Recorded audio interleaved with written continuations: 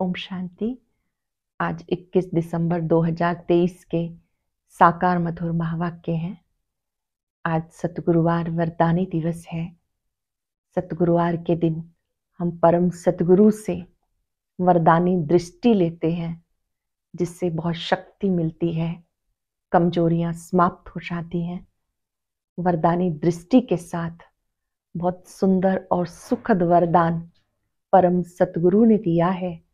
हर आत्मा के संबंध संपर्क में आते, सब प्रश्नों से पार रहने वाले, सदा प्रसन्न चित्त भव। जो आत्मा सदा प्रसन्न रहना चाहती है, उसे ये प्रश्न समाप्त करने होंगे कि ये ऐसा क्यों करता है, इसको ऐसा नहीं करना चाहिए। एक दो के संबंध संपर्क में आते अगर ये प्रश्न दिमाग में रहते हैं तो कभी भी प्रसन्न चित्त नहीं हो सकते। व्यर्थ की रचना का बर्थ कंट्रोल करो। जहां व्यर्थ संकल्प रचे जाते हैं तो उनको पालना करने के लिए भी शक्ति की जरूरत होती है।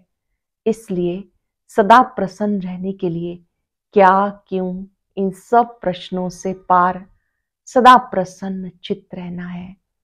बाबा ने आज याद दिलाया कि अपने नैनों में बिंदु को संभालो तो सब बातों को बिंदु को लगाना सहज हो जाएगा। साथ साथ बाबा ने कहा कि इस समय तुम्हें पूरा बैगर बनना है।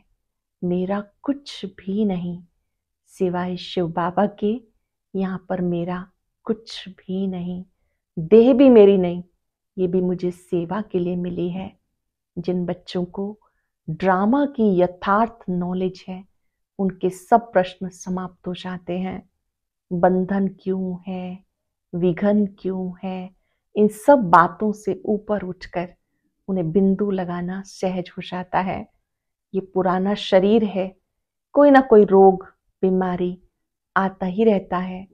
वो समझते हैं कि इसको तो चत्तियां लगनी ही है, लेकिन इन सब में ड्रामा की नॉलेज बहुत काम करती है। जो कल्प पहले हुआ था वही हुआ, फुल स्टॉप। जैसे ब्रह्मा बाबा ने अपना सब कुछ सरेंडर कर दिया, ऐसे हम बच्चों को भी सब कुछ शिव बाबा को सरेंडर कर देना है। मेरा कुछ भी नहीं, सब कुछ बाबा का है, मैं ट्रस्टी हूं। ब्रह्मा बाबा ने माताओं को निमित्त बनाया, ऐसे ही हम बच्चों को अपना सब कुछ शिव बाबा के हवाले कर देना है। चलते चलते अगर कोई भूल हो जाती है तो बाबा को सच बताना है। कई बच्चे सच नहीं बताते हैं। बाबा ने कहा अगर छिपाएंगे तो रोग बढ़ता जाएगा। अपनी भूल को स्वीकार करना है। जी बाबा, मुझसे भूल हो गई। बाबा पूछते हैं कि सभा में कोई ऐसे हैं जो शराब आदि पीते हो, कोई ऐसा है जो उसको दवाई की रीति से लेता हो। बाबा ने कहा यहाँ परहेज बहुत बड़ी है, यहाँ पर तुम बच्चे ऐसी कोई चीज नहीं ले सकते, क्योंकि आप देवता बनने वाले हो। ना ही आपको बच्चों आदि को मारना है। अगर बच्चे तंग करते हैं तो यादगार है, ओखरी से बांधा। आप उन्हें भोजन देना बंद करो, मिठाई देना बंद करो, लेकिन हाथ नहीं उठाना। बच्चे महात्मा के समान है, गाली आदि भी नहीं देनी है। बहुत ध्यान रखना है कि हम मनुष्य से देवता बनने वाले हैं। साथ साथ बाबा ने कहा कि तुम बच्चे स्वदर्शन चक्रधारी हो। ब्राह्मण ही देवता बनते हैं, तो ब्राह्मणों को घर गृहस्थ में रहते पवित्र रहना है। पवित्र रहेंगे तो योग अच्छा लगेगा। भले ही कोई घर में रहते हैं और पवित्र रहते हैं तो उनका स्वर्ग में ऊंच पद होगा। योग अच्छा तब लगेगा जब मन वचन कर्म से पवित्र रहेंगे। आज चलते फिरते बाबा का वरद हस्त अपने सिर पर अनुभव करते याद करेंगे, मैं प्रसन्न चित्त आत्मा हूं, सब प्रश्नों से पार हूं, मैंने सभी प्रश्न समाप्त कर दिए, मैं सदा प्रसन्न चित्त हूं। जिन्हें भी देखेंगे उन्हें वरदानी दृष्टि देते हुए परमात्म शक्ति की अनुभूति कराएंगे, उन्हें भी वरदान देंगे। सदा प्रसन्न चित्त भव, सरल चित्त भव, रहम दिल भव, सहज योगी भव। अब सुनते हैं आज के मधुर महावाक्य आदरणीय बड़ी दीदी से। ओम शांति। Good morning. आज हम सुनते हैं 21/12/23 के अनमोल मधुर महावाक्य। सतगुरुवार।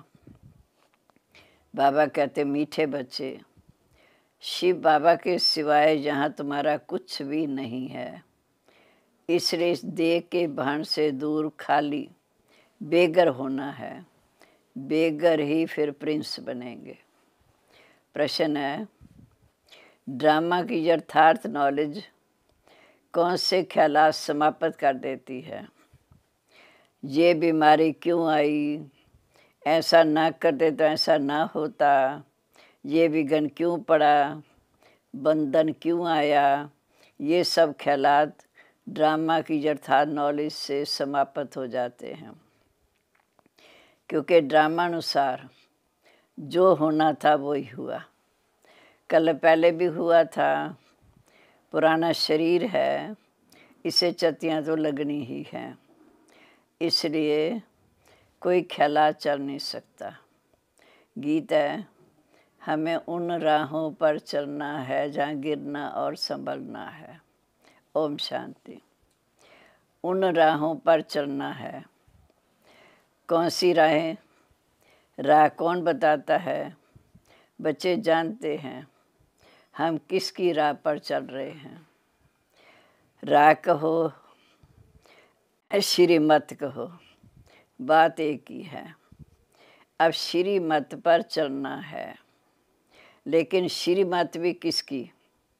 लिखा हुआ है श्रीमत भगवद गीता, तो ज़रूर श्रीमत की तरफ हमारा बुद्धि झुक जाएगा। श्रीमत है शिव बाबा की। अब तुम बच्चे किसकी याद में बैठे हो? शिव बाबा की याद में।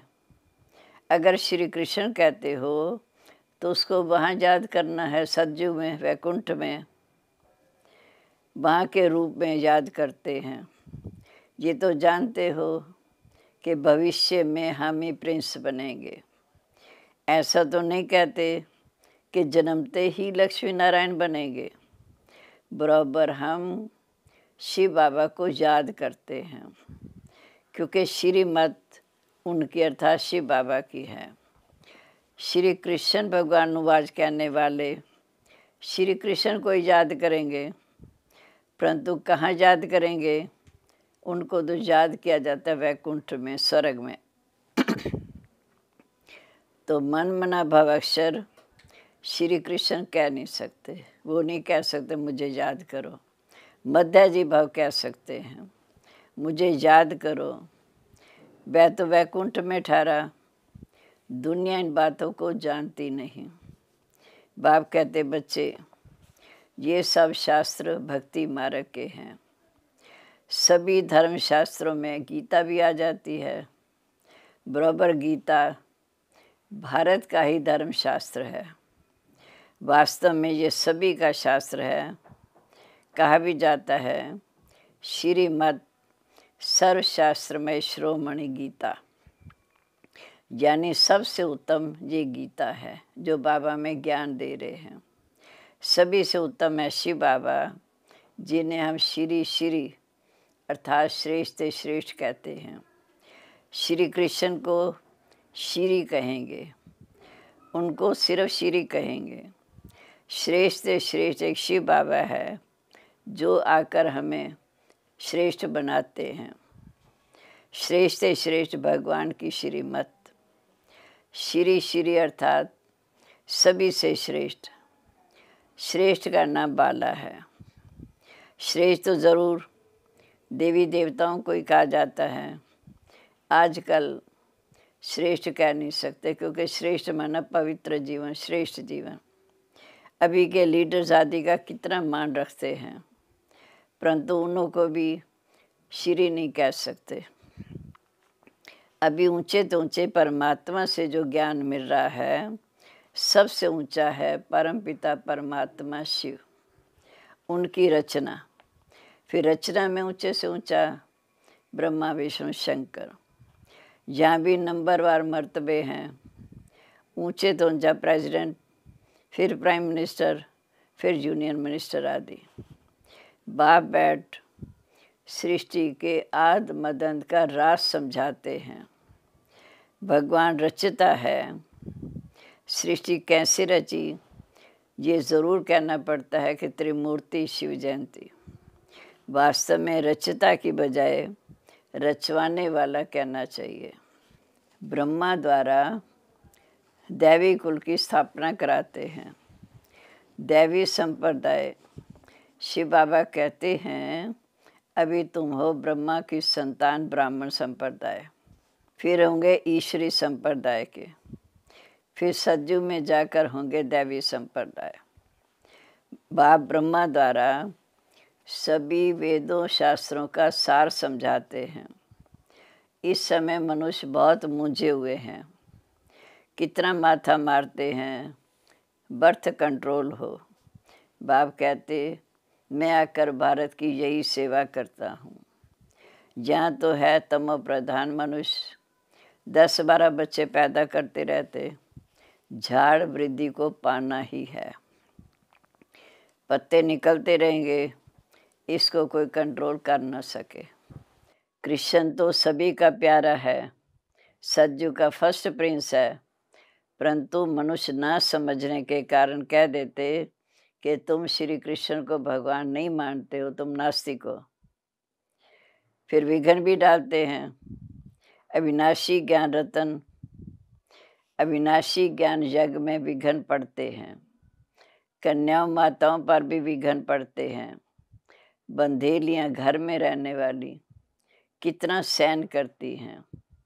तो समझना चाहिए ड्रामा अनुसार हमारा पार्ट ऐसा है, विघ्न पड़ गया, फिर ये ख्यालात नहीं चलना चाहिए कि ऐसे ना करते तो ऐसा ना होता, ऐसे ना होता तो बुखार ना आता।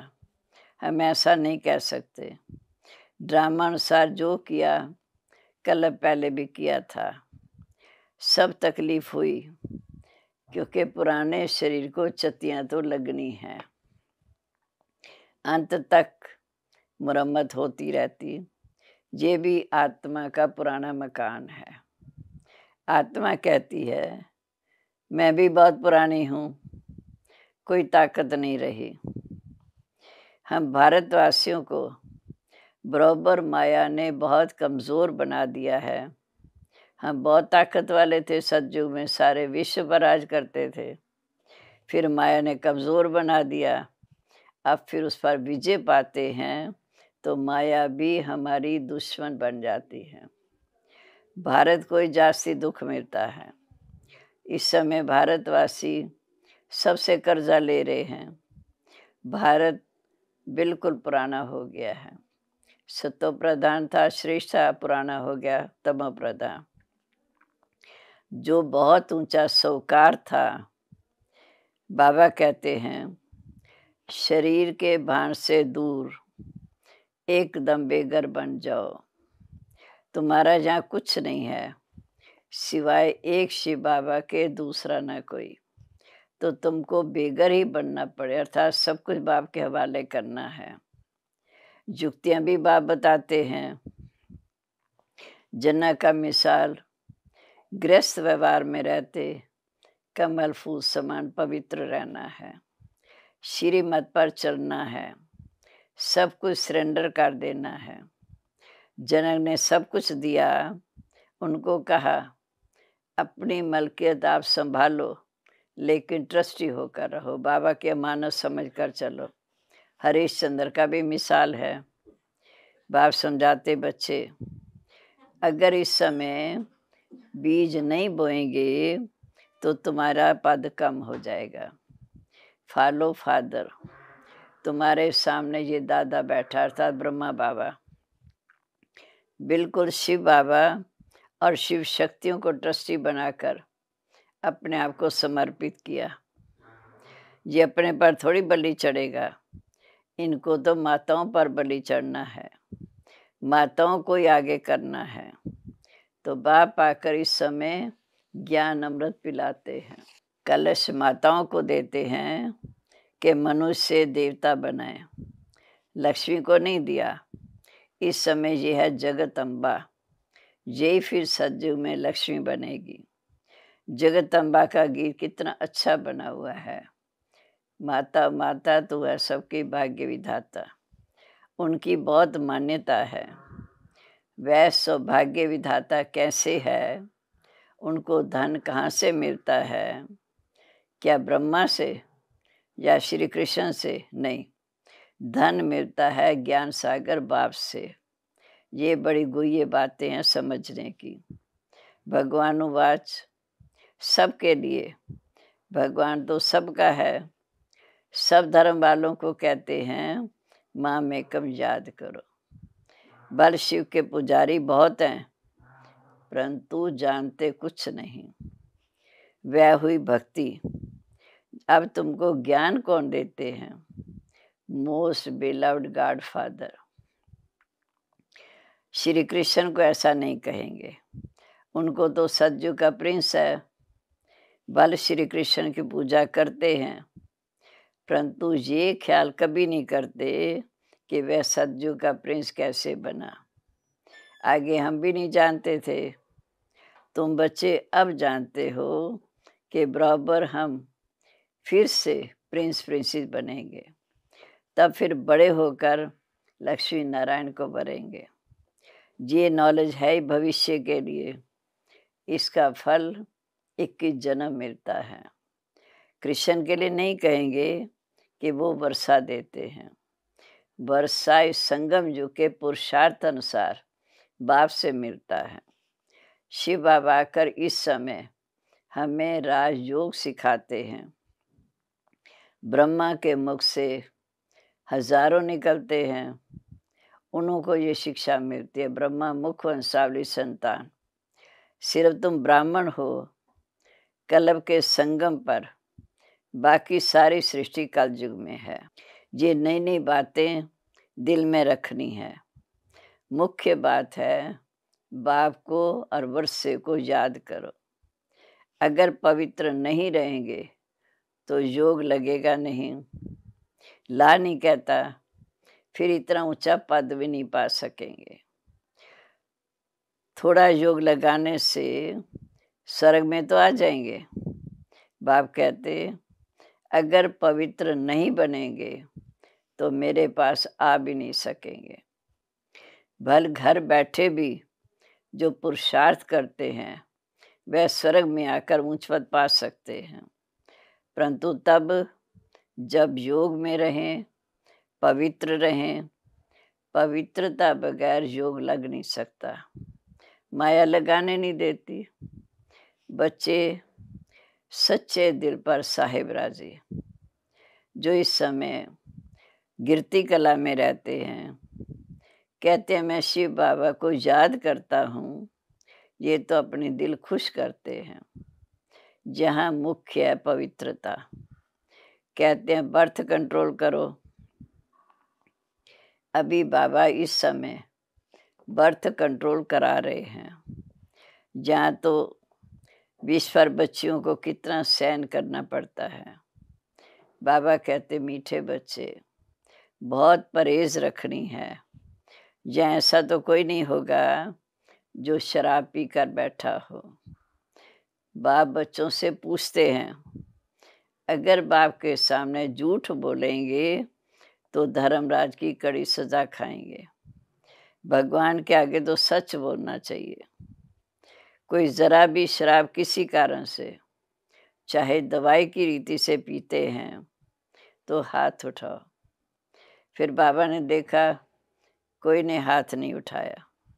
बाबा कहते बाप के सामने सच बोलना है। कोई भी भूत होता है, कोई गलती होती है तो झट लिखना चाहिए, बाबा मेरे से आज ये भूल हुई। माया ने थप्पड़ मार दिया।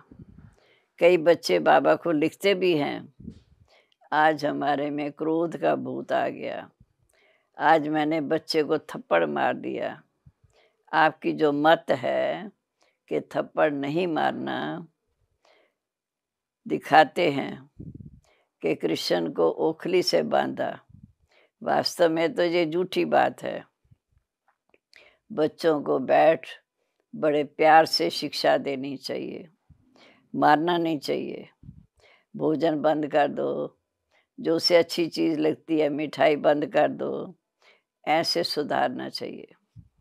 थप्पड़ मारना क्रोध की निशानी है। सो भी महात्मा पर क्रोध करते हैं। छोटे बच्चे महात्मा समान होते हैं, इसलिए थप्पड़ नहीं मारना चाहिए। गाली भी नहीं दे सकते। ऐसे कर्म नहीं करना चाहिए जो हमें धर्मराज की सजा खानी पड़े। इसमें ये भी ख्याल आएगा कि हमने ये भी कर्म किया। अगर किया तो बाबा को फौरन लिखकर माफ़ी मांगनी चाहिए कि बाबा हमसे ये भूल हुई, क्षमा करो, आगे नहीं करेंगे। तौबा तौबा करते हैं ना, वहाँ भी धर्मराज जब सज़ा देते हैं तब तौबा तौबा करते हैं कि आगे फिर नहीं करेंगे। बाबा इस समय हम बच्चों को बहुत प्यार से समझाते हैं।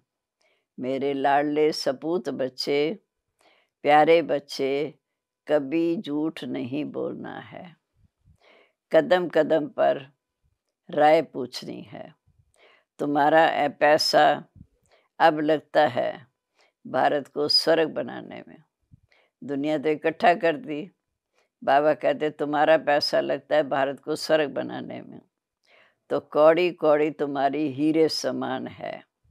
ऐसे नहीं हमको सन्यासियों आदि की तरह दान पुण्य करते हैं।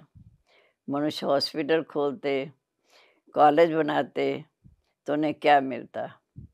कॉलेज खोलने से दूसरे जन्म में शिक्षा अच्छी मिलती। धर्मशाला बनाने से महल मिलेगा, जहाँ तो तुमको जन्म जन्मांतर के लिए बाप से बेहद का सुख मिलता है, बेहद की आयु मिलती है। इससे बड़ी आयु और कोई धर्म वाले की नहीं होती। कम आयु भी यहाँ की गिनी जाती है, क्योंकि सतयुग में लंबी आयु, यहाँ कम आयु। अब बेहद के बाप को चलते फिरते उठते बैठते याद करो तो खुशी में रहेंगे। कोई भी तकलीफ हो तो बाप से पूछो। बाकी ऐसे थोड़ी कोई गरीब होगा तो कहेंगे बाबा हम तो आपके हैं, अब हम आपके पास बैठ जाते हैं। ऐसे तो दुनिया में गरीब बहुत हैं। सब कहें हमको मधुबन रख लो, ऐसे तो लाखों इकट्ठे हो जाएं। ये भी कायदा नहीं। तुमको रहना ग्रस्त व्यवहार में है, जहाँ तो ऐसे रह नहीं सकते। धंधे में हमेशा ईश्वर अर्थ निकालते हैं। बाबा कहते बच्चे अच्छा तुम गरीब हो, कुछ नहीं निकालते, नॉलेज को तो समझो और मन मना भाव हो जाओ। ज्ञान को समझो, बाबा को याद करो। तुम्हारी मम्मा ने क्या निकाला, वो ज्ञान में देखो कितनी तीखी चली गई। तन मन से सेवा कर रही है, इसमें पैसे की तो कोई बात ही नहीं। बहुत बहुत करके अगर आप 1 रुपया भी देंगे तो भी तुम्हें साहूकार जैसा पद मिलेगा। पहले अपने ग्रस्त व्यवहार की संभाल करनी है। इस समय बच्चे दुखी ना हों, बच्चों को भी सुख देना है। अच्छा मीठे मीठे सिक्के लदे बच्चों प्रीत, माता पिता बाप दादा का याद प्यार, गुड मॉर्निंग, वंदे मातरम, सलाम वालेकुम, जय जय जय हो तेरी, ओम शांति। हम बच्चों की ओर से माता पिता बाप दादा को बहुत बहुत याद प्यार, गुड मॉर्निंग, नमस्ते जी। अब है धारणा के लिए मुख्य सार। पहली पॉइंट है, ऐसा कोई कर्म नहीं करना है जिससे पीछे ख्याल चले, तौबा तौबा अर्थात पश्चाताप करना पड़े। ऐसा कोई कर्म नहीं करना है जिसके पीछे ख्याल चले। तौबा तौबा अर्थात पश्चाताप करना पड़े। झूठ कभी नहीं बोलना है। सच्चे भाव से सदा सच्चा रहना है। दूसरा, भारत को स्वर्ग बनाने में अपनी एक एक कौड़ी सफल करनी है, सेवा में सफल करनी है। ब्रह्मा बाप समान सरेंडर हो, ट्रस्टी बनकर रहना है। अब आज का वरदान, आज सतगुरुवार प्यारे बाबा का वरदान ही हाथ सिर पर रखकर अनुभव करेंगे। हर आत्मा के संबंध संपर्क में आते सब प्रश्नों से पार रहने वाले सदा प्रसन्न चित भव। हर आत्मा के संबंध संपर्क में आते सब प्रश्नों से पार रहने वाले सदा प्रसन्न चित भव। हर आत्मा के संबंध संपर्क में आते कभी दिल के अंदर ये प्रश्न उठा न सके कि ये ऐसा क्यों करता है, क्यों कहता है, ये बात ऐसे नहीं ऐसे होनी चाहिए। जो इन प्रश्नों से पार रहते हैं वही प्रसन्नचित रहते हैं। लेकिन जो इन प्रश्नों की क्यों में चले जाते हैं, रचना रच लेते, व्यर्थ संकल्पों की रचना रच लेते, उन्हें पालना भी करनी पड़ती, समय एनर्जी भी देनी पड़ती। इसलिए इस व्यर्थ रचना का बर्थ कंट्रोल करो। स्लोगन है, अपने नैनों में बिंदु रूप आपको समा लो तो और कोई समा नहीं सकता।